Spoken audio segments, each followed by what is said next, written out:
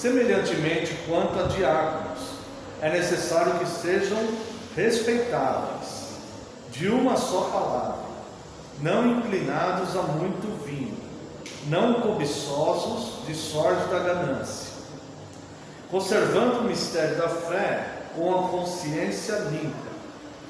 Também sejam estes primeiramente experimentados, e se mostrarem irrepreensíveis, exerçam o diaconato.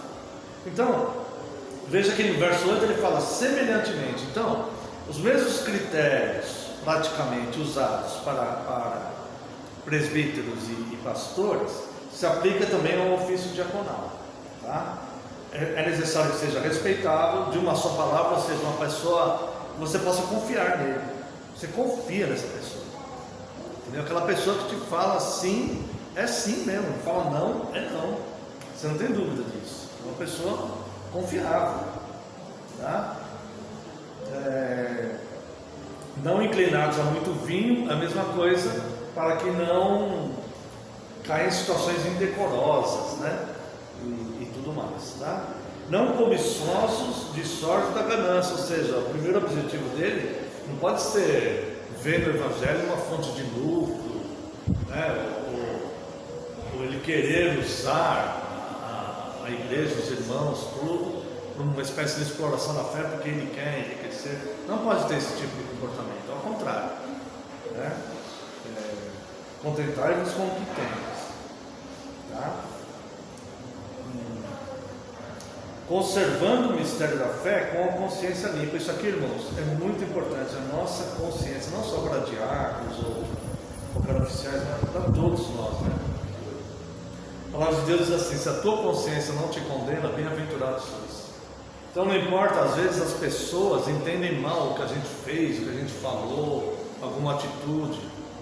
É impossível a gente passar pela vida sempre agradando todo mundo, nunca ninguém desconfiando de nada. Você fez isso, você falou nada, pensar mal, né? O que vai importar mesmo é a nossa consciência diante de Deus.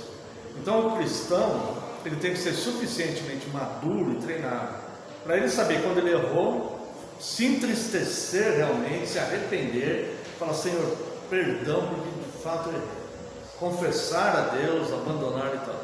Agora, quando ele não errou, certo? Se a consciência dele, com o conhecimento que ele tem das Escrituras, se a consciência não acusa, é bem-aventurado. É bem-aventurado, mesmo que as pessoas o estejam injuriando, caluniando, ou achando isso, aquilo. Você não pode controlar o que as pessoas pensam a respeito de você, né? Mas, tá? O importante é ter a consciência limpa. Também sejam esses primeiramente experimentados, né? Também não pode ser neófito.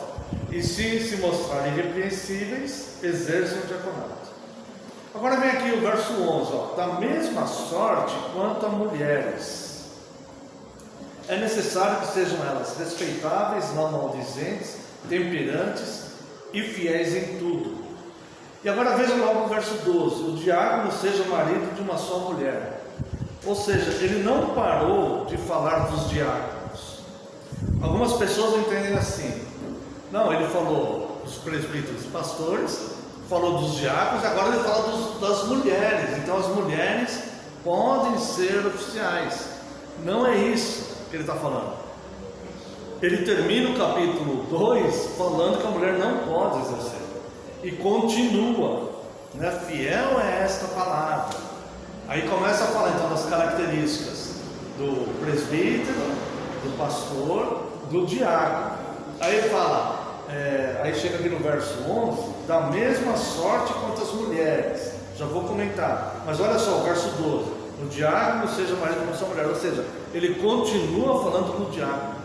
O verso 11 está falando das mulheres dos diáconos, das esposas dos diáconos. Entende? Porque a diaconia, ela vai cuidar da ação social da igreja. Então muitas vezes a mulher está envolvida, porque a mulher, ela tem uma sensibilidade maior nessa questão social.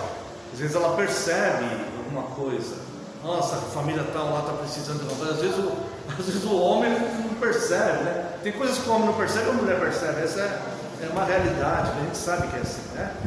E às vezes a mulher, então, ela percebe, a esposa do diácono, ela pode auxiliá-lo, como auxiliadora, ela auxilia. Então está falando aqui, ó, da mesma sorte quanto as mulheres, é necessário que sejam elas respeitáveis, não maldizentes, temperantes e fiéis em tudo.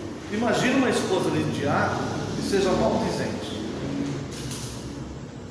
Como é que ele vai exercer a função? Ela vai comprometer todo o ministério dele, porque ele vai lidar com pessoas que estão passando algum tipo de problema, algum tipo de necessidade, muitas vezes um problema está no casamento, ele vai identificar ali, aí ele vai comunicar pastor, conselho, alguma coisa. Se a mulher é maldizente, como é que vai? Vai complicar toda, e expor pessoas e tudo mais. E aí no verso 12 ele volta a falar: o diácono seja marido de uma só mulher, e governe bem os seus filhos e a sua própria casa. Está vendo? Pois os que desempenham bem o diaconato alcançam para si mesmos justa preeminência e muita intrepidez na fé em Cristo Jesus. Você está vendo que ele não parou de falar do diácono?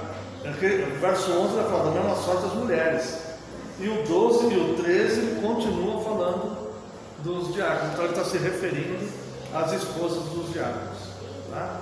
As esposas do pastor e do presbítero ele nem comenta aqui, porque normalmente a esposa do pastor e do presbítero ela não vai nem saber alguma situação que o conselho da igreja está lidando, tá? Agora a esposa do diácono já é uma questão mais social, mais abrangente, tudo bem? Ficamos com alguma dúvida aqui?